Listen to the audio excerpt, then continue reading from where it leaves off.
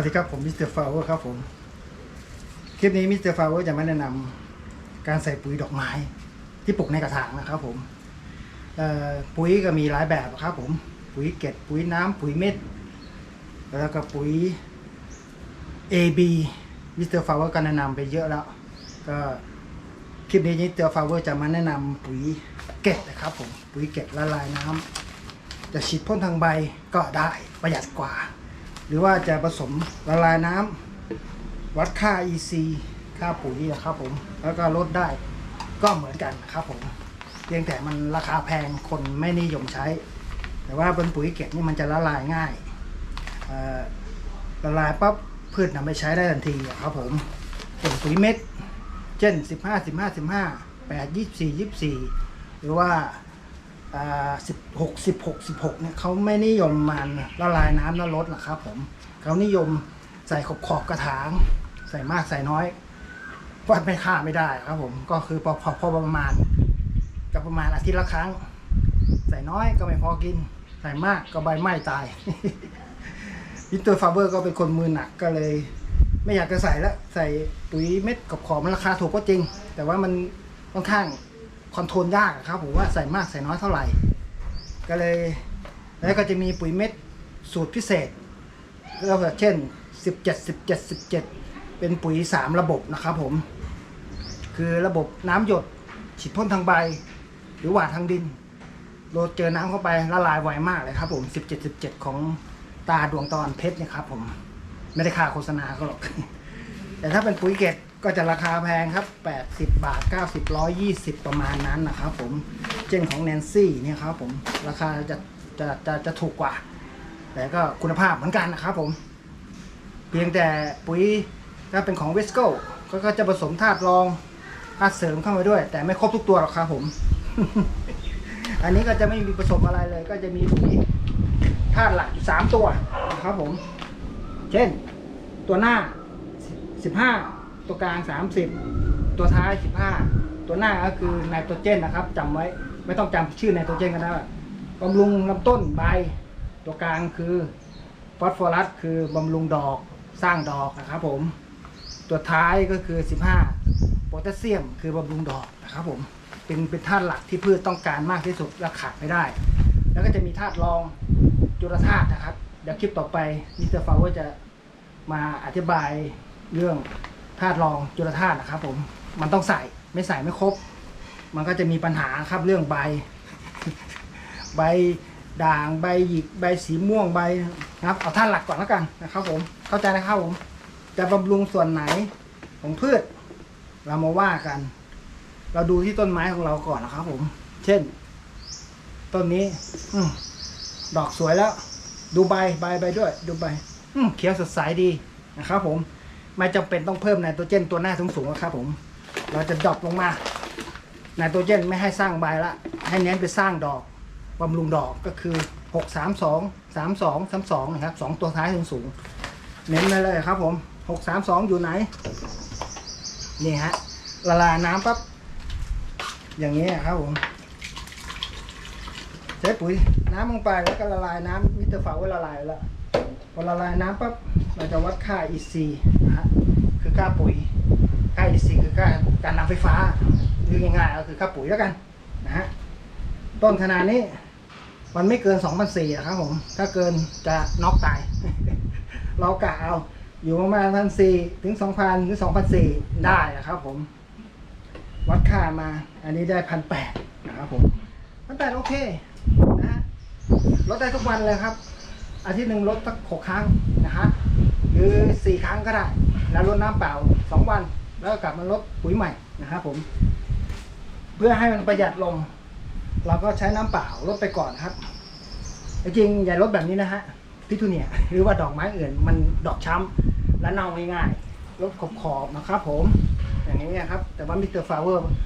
ช่วงนี้แดดออกอยู่เดี๋ยวเอาไปตากแดดก็แห้งละแต่ถ้ามันไม่แห้งเชื้อรามาลดน้ำเปล่าให้ชุ่มนะครับผม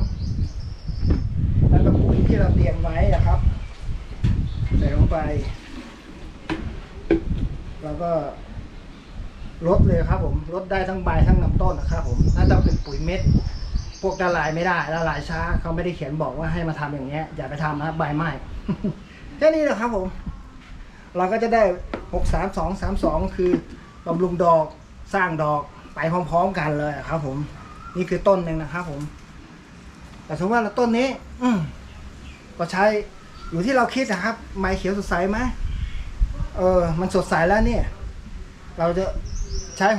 63232ได้เลยครับผมมันก็จะออกดอกพร้อมๆกันแบบนี้ครับผมสวยงาม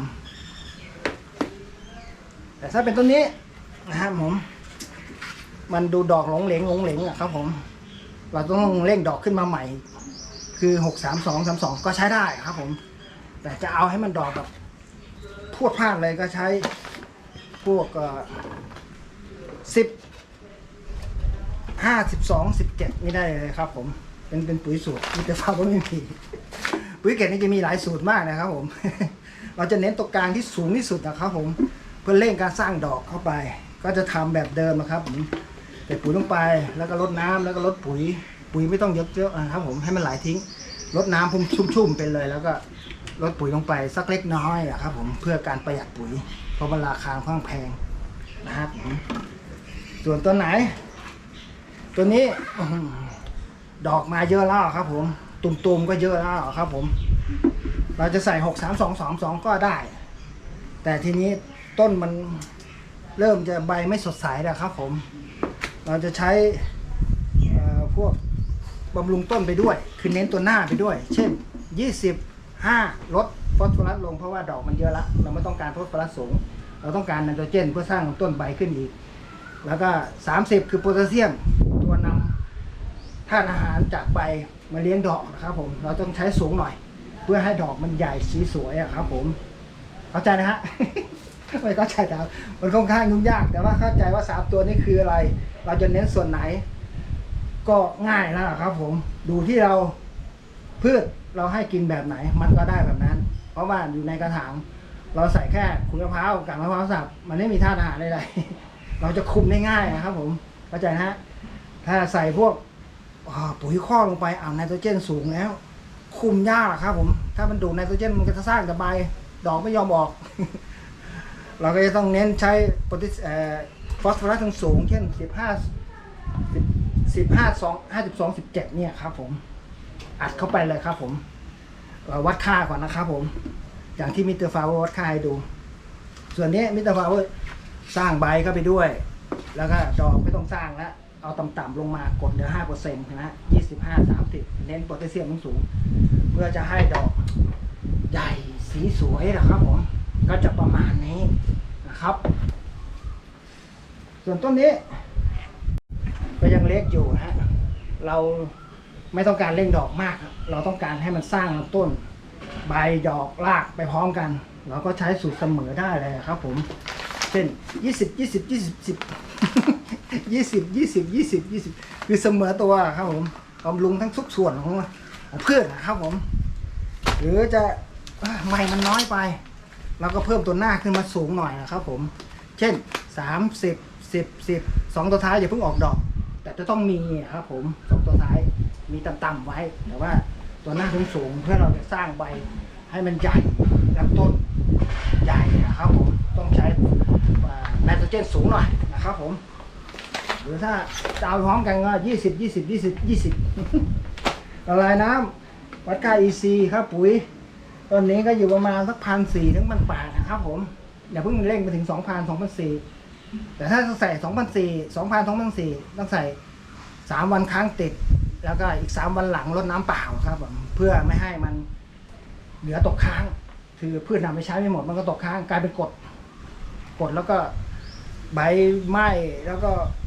เจริญเติบโตไม่ดีครับผมเข้าใจนะฮะ ตัวไหนตัวนี้ก็ใช้สูตรเสมอครับก็จะใช้เป็น17ก็ได้ครับผม17ตัวนี้ของดวงตะวันเพชรนี่เขาจะมีกรรมฐานแถมมาด้วยซึ่งเป็นธาตุรองที่สำคัญ